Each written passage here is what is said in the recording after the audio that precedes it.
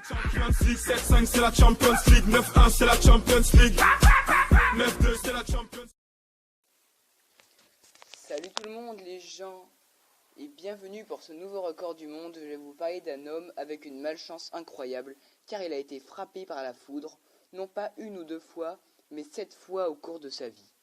Les chances d'être frappé par la foudre par une personne sur une période de 80 ans ont été approximativement estimées à 1 millième.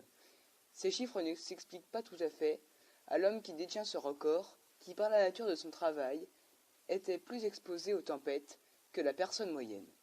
La Virginie, aux États-Unis, où il vivait, subit de 35 à 45 jours d'orage par an, dont la plupart tombent en juin, juillet et août. Entre 1959 et 2000, l'éclair a tué 58 personnes et a blessé au moins 238 personnes en Virginie. Mais parlons maintenant de ce recordman du monde de coups de foudre. Roy Cleveland Sullivan, né le 7 février 1912, est mort le 28 septembre 1983, était un garde forestier aux États-Unis dans un parc national, Shenandoah, en Virginie. Entre 1942 et 1977, Sullivan a été frappé par la foudre en 7 occasions différentes et a survécu à toutes. Pour cette raison, il a gagné le surnom de « paratonnerre ». Sullivan est reconnu par le Guinness des records comme la personne ayant été le plus frappée par la foudre du monde. Sullivan est né dans la Virginie, aux États-Unis, en 1912 et a commencé à travailler comme garde forestier en 1936. Sullivan a été décrit comme un homme brave, avec un visage large et marqué qui ressemblait à l'acteur Gene Hackman. Sa réputation de tirer la foudre était telle que parfois les gens ne voulaient plus aller le voir de peur d'être frappé par la foudre. Un jour, il se promenait avec le garde forestier en chef et un orage est apparu. Le chef s'est alors empressé de partir en disant à Sullivan qu'il le verrait plus tard. Le matin du 28 septembre 1983, Sullivan est mort à l'âge de 71 ans, dans les circonstances mystérieuses d'une blessure par balle à la tête.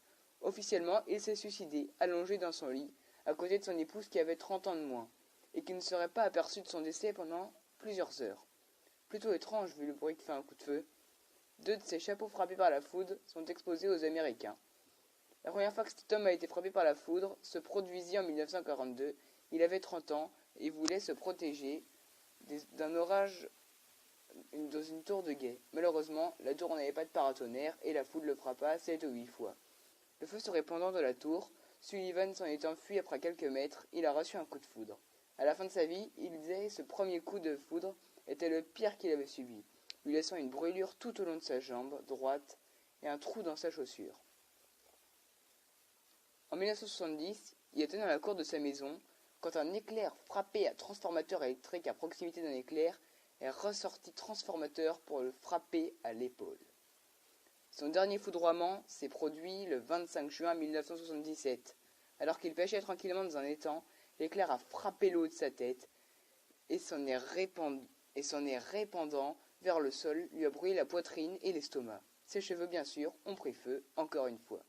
Dans sa malchance, on peut dire que cet homme a eu de la chance de ne jamais mourir l'un de ses coups de foudre.